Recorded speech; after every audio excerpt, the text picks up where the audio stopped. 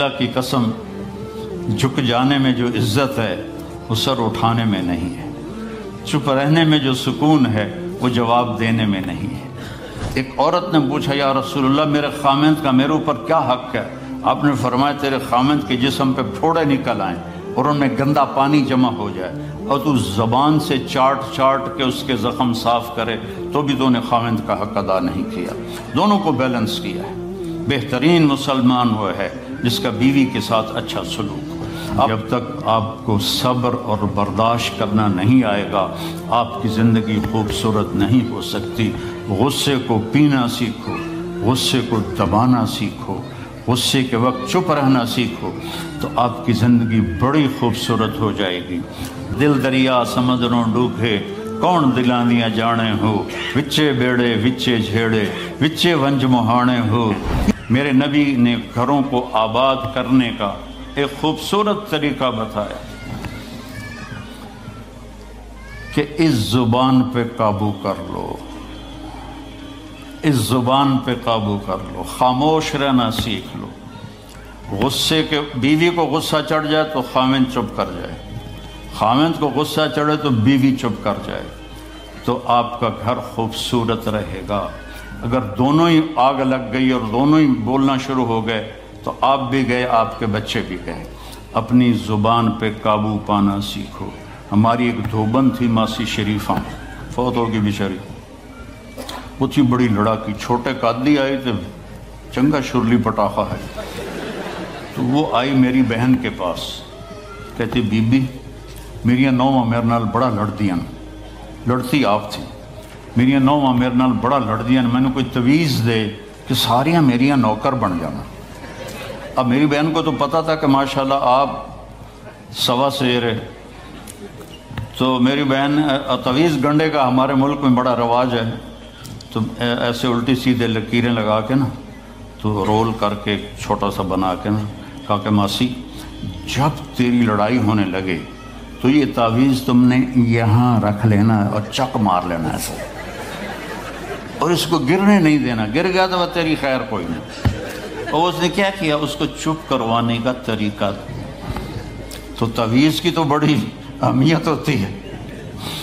تو ایک ہفتے کے بعد آ گئی، بی بی تو بڑا چنگا تویز دیتا، ساری لڑائی ختم ہو گئی کیونکہ ماسی شریفہ چپ ہو گئی۔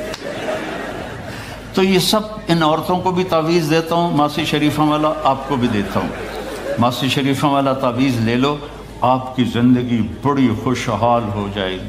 اللہ کی قسم جھک جانے میں جو عزت ہے وہ سر اٹھانے میں نہیں ہے، چپ رہنے میں جو سکون ہے وہ جواب دینے میں نہیں ہے۔ آپ خاموش رہنا سیکھو، آپ اپنے بچوں کو عزت دینا سیکھو، اپنے بچوں کو ٹائم دیا کرو۔ یہاں مرد کی بھی جاب ہے، عورت کی بھی جاب ہے، تو بچے نظر انداز ہوتے ہیں، ان کو ٹائم دو۔ میرے نبی نے فرمایا اکرموا اولادکم، اپنی اولاد کو عزت دو، اور آپ نے فرمایا خیرکم خیرکم لأہلہ، سب سے بہترین مسلمان وہ ہے جو بیوی سے اچھا سلوک کرے۔ اور ایک عورت نے پوچھا یا رسول اللہ میرے خامند کا میرے اوپر کیا حق ہے؟ آپ نے فرمایا تیرے خامند کے جسم پہ پھوڑے نکل آئیں اور ان میں گندا پانی جمع ہو جائے اور تو زبان سے چاٹ چاٹ کے اس کے زخم صاف کرے تو بھی تو نے خامند کا حق ادا نہیں کیا۔ دونوں کو بیلنس کیا ہے۔ بہترین مسلمان وہ ہے جس کا بیوی کے ساتھ اچھا سلوک ہو۔ آپ نے 11 شادیاں کی، یہ شوق کی نہیں تھیں، یہ اللہ کے حکم کی تھیں اور ہمیں زندگی سمجھانے کے لیے تھیں کہ آپ یہاں رہو یا کہیں اور جگہ رہو، جب تک آپ کو صبر اور برداشت کرنا نہیں آئے گا آپ کی زندگی خوبصورت نہیں ہو سکتی۔ غصے کو پینا سیکھو، غصے کو دبانا سیکھو، غصے کے وقت چپ رہنا سیکھو تو آپ کی زندگی بڑی خوبصورت ہو جائے گی، بہت حسین ہو جائے گی۔ زندگی اندر ہے، باہر نہیں۔ اب رولز رائس میں چڑھ کے کوئی اچھی زندگی نہیں گزار رہا ہے، لائف تو اندر ہے۔ دل دریا سمندروں ڈوبے کون دلانیاں جانے ہو، وچے بیڑے وچے جھیڑے وچے ونج مہانے ہو۔ یہ اندر ہے، لائف اندر ہے۔ اور کیا لطف انجمن کا جب دل ہی بجھ گیا ہو، جب اندر بجھا ہوا ہو تو پھر باہر کی چیزیں کوئی مزہ نہیں دیتی۔ عاصم کے مرنے کے بعد ہمیں کوئی شے اچھی نہیں لگتی، حالانکہ لائف ہر نعمت موجود ہے، سب کچھ موجود ہے۔ میرے بیٹے کا نام عاصم تھا جو فوت ہوا ابھی جب 36 سال کی عمر میں، تو کوئی شے اچھی نہیں لگتی کہ اندر ویرانی آ گئی۔ یہ اندر میں خوشحالی ہو، اس کے لیے صرف ایک ہی دوا ہے، وہ ہے محمدی بننا اور محمدی اخلاق کو اختیار کرنا، اللہ کے نبی کے طریقے پر چلتے ہوئے اپنی جان سے لڑائی لڑنا۔ ایک ہمارا دوست تھے، وہ تبلیغ میں گئے تو ان کو داڑھی رکھنے کا شوق ہو گیا، اب بیوی ان کی رکاوٹ بنے، کیا داڑھی رکھو گے تو مجھے طلاق دینی ہوگی۔ اب وہ کافی دیر بیچارے سوچتے رہے، ایک دن ان کو ترکیب سوچی، آ کے بیگم سے کہنے لگے میرا جی چاہ رہا ہے کہ میں دوسری شادی کروں، لیکن میں سوچتا ہوں پہلے داڑھی رکھوں یا پہلے شادی کروں۔ تو ان کی بیگم نے کہا پہلے داڑھی رکھ لو، پہلے داڑھی رکھ لو۔ تو ایسے اپنی بیگمات کو مناؤ پیار محبت سے۔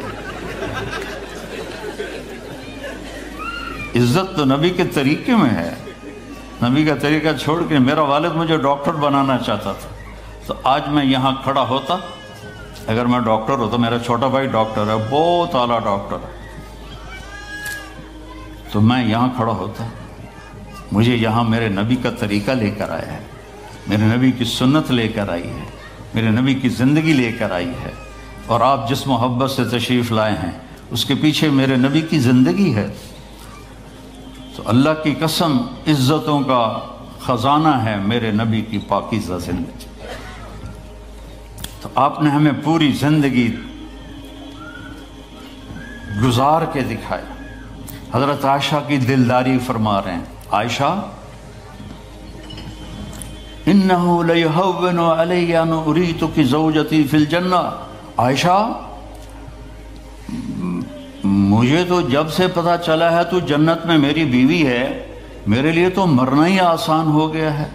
بھلا جس نے رب کو دیکھا ہو اس کے لیے کسی اور کی حاجت رہ جاتی ہے؟ باقی یہ صرف دلداری کے لیے تھا۔ ایک دوسرے کی تعریف کرو، ایک دوسرے کے لیے اظہار محبت کرو۔ آج کا ماحول ایسا ہے، بیگم سے کہو گے آئی لو یو، کی خیرت ہے کیوں ہے، وہ تم سے کہے گی آئی لو یو تو تم بھی پوچھو گے خیرت ہے، کوئی چکر تو نہیں آ رہے۔ اظہار کرو، اظہار محبت کرو، اس سے آپ کے پاؤنڈنگ ہوگی۔ اولاد کو ماں باپ سمجھتے ہیں بس ہماری اولاد ہے، ہمیں ان سے پیار ہے، ان کو عزت دو، ان سے اظہار محبت کرو۔ ڈاکٹر عبدالحی صاحب ایک بڑے بزرگ گزرے ہیں، وہ اپنے ایک مرید کے ہاں کھانے پہ گئے تو پوچھنے لگے کھانا کس نے بنایا؟ تو مرید نے کہا جی میری بیگم نے بنایا۔ کہا اس کو بلاؤ۔ ان کی بیگم آ گئی تو فرمانے لگے بیٹی آپ کا کھانا کھایا بہت ہی اچھا تھا، بہت مزے کا تھا۔ وہ رونے لگی دھاڑ دھاڑ۔ تو وہ ڈاکٹر صاحب پریشان ہو گئے کہ بیٹی خیریت تو ہے، کیا ہوا؟ تو وہ کہنے لگی حضرت آپ کے مرید کے پاس مجھے 30 برس ہو گئے، 30 سال، کبھی ایک دن اس نے میری کسی چیز کی تعریف نہیں کی۔ تو اظہار کرو، اظہار کرو۔ حضرت فاطمہ وہاں سے دروازے میں داخل ہو رہی ہیں، آپ کمرے میں بیٹھے ہوئے ہیں یا لیٹے ہوئے ہیں یا کرسی پر ہیں یا زمین پر ہے، جو ہی حضرت فاطمہ تھے تو ایسے تیزی سے آگے بڑھتے تھے، وہیں نہیں کھڑے رہتے تھے، اور ایسے حضرت فاطمہ کا ہاتھ پکڑ لیتے تھے اور اس کو یہاں بوسہ دیتے تھے، اور کبھی ماتھے کا بوسہ لیتے تھے، پھر ہاتھ پکڑے پکڑے ان کو ایسے لاتے اور چارپائی پہ بٹھاتے، اس کے بعد خود بیٹھتے تھے۔ یہ میرے نبی کی عزت ہے اولاد کے ساتھ۔ یہ عزت دو، وہ تمہارے رہیں گے، تمہارے بن کے چلیں گے۔ ان کو نصیحت کی ضرورت نہیں ہے، ان کو تمہارے پیار کی ضرورت ہے۔ اور جب اللہ کے نبی حضرت فاطمہ کے گھر جاتے تو حضرت فاطمہ یہ کرتی تھی، وہ کھڑی ہو جاتی، آگے بڑھ کر اللہ کے نبی کے ماتھے کا بوسہ لیتی، پھر ان کا ہاتھ پکڑ کے ان کو چارپائی پہ بٹھاتی پھر خود نیچے بیٹھتی تھیں۔ تو اظہار بہت بڑی دوا ہے، بہت بڑی غذا ہے۔ انسان محتاج ہوتا ہے اچھے کیے کہ وہ تعریف چاہتا ہے، خوشامد نہیں ہے، خوشامد حرام ہے، اور تعریف واجب ہے کہ اس کی حوصلہ افزائی کرو۔ تو یہ آپ کے بڑے گھر سے اور بڑی گاڑیوں سے آپ کی زندگی خوبصورت نہیں بنے گی، نبی پاک صلی اللہ علیہ وسلم کی مبارک زندگی کو اپنانے سے آپ کی زندگی خوبصورت بنے گی۔ باقی سب دھوکہ ہے، میرے رب کی قسم، سب فریب ہے۔ کچھ سال پہلے یہاں سے کوئی بڑے تاجر کی بیگم گئیں وہاں لاہور، تو مجھے انہوں نے ملنے کی خواہش ظاہر کی، تو ملانے والے نے کہا کہ یہ خاتون کے جو خامد ہیں وہ پاؤنڈ میں اربوں پتی ہیں، پاؤنڈ میں۔ ٹھیک ہے، وہ آ گئی اور آ کے رونا شروع کر دیا کہ لوگ مجھے سمجھتے ہیں میں بڑی خوش قسمت ہوں، بڑی دولت ہے، بڑی گاڑیاں ہیں، لیکن میں سب کو کیا کروں، میرے خامد کا سلوک ہی اچھا نہیں۔ ہر شے اس نے زیرو کر دی کہ سلوک اچھا نہیں۔ اس کے چند دن بعد ایک اور واقعہ پیش آیا۔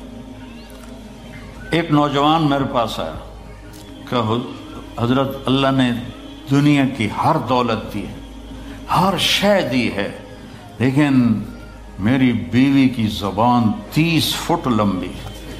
میں کہ 29.5 فٹ کٹ دے باقی ران دے، کہ اس کی زبان بڑی لمبی ہے، میں تنگ، اگر بچے نہ ہوتے تو میں اس کو طلاق دے دیتا۔ تو بھائی بہنوں، بچوں بچیوں، اگر زندگی کو خوبصورت بنانا ہے تو نبی کا طریقہ ہے، اللہ کی قسم اس کے سوا کوئی طریقہ نہیں۔